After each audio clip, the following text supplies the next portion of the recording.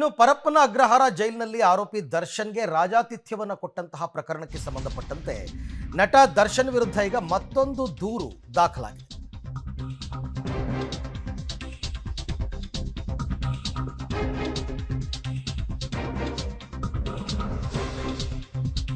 ನಟ ದರ್ಶನ್ ವಿರುದ್ಧ ಮತ್ತೊಂದು ದೂರು ದಾಖಲಾಗಿದೆ. ಪರಪ್ಪನ ಅಗ್ರಹಾರ ಪೊಲೀಸ್ ಠಾಣೆಗೆ ಜೈಲಧಿಕಾರಿ ದೂರು ಕೊಟ್ಟಿದ್ದಾರೆ.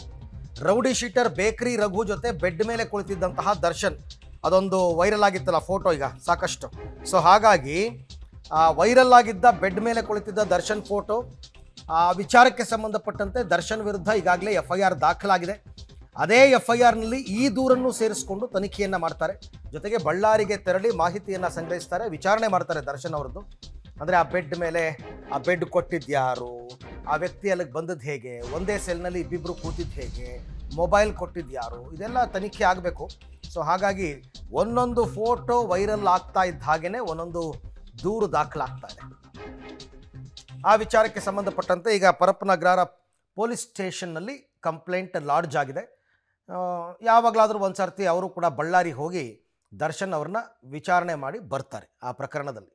ಸೊ ಅಲ್ಲಿಗೆ ಒಂದ್ರ ಮೇಲೊಂದು ದೂರು ದಾಖಲಾಗ್ತಾನೆ ಇದೆ.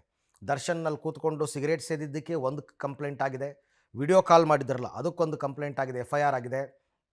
ಮತ್ತೀಗ ಬೆಡ್ ಮೇಲೆ ಕೂತಿದ್ದಕ್ಕೆ ಇನ್ನೊಂದು FIR ಆಗಿದೆ. ಎಲ್ಲ ಪ್ರಕರಣದಲ್ಲೂ A1 ದರ್ಶನ್ನೇ. ಹಾಗಾಗಿ ಇವಾಗ ಸದ್ಯಕ್ಕೆ ಈ ಪ್ರಕರಣಕ್ಕೆ ಸಂಬಂಧಪಟ್ಟಂತೆ ತನಿಖೆಯನ್ನು ಚುರುಕುಗೊಳಿಸಿದ್ದಾರೆ.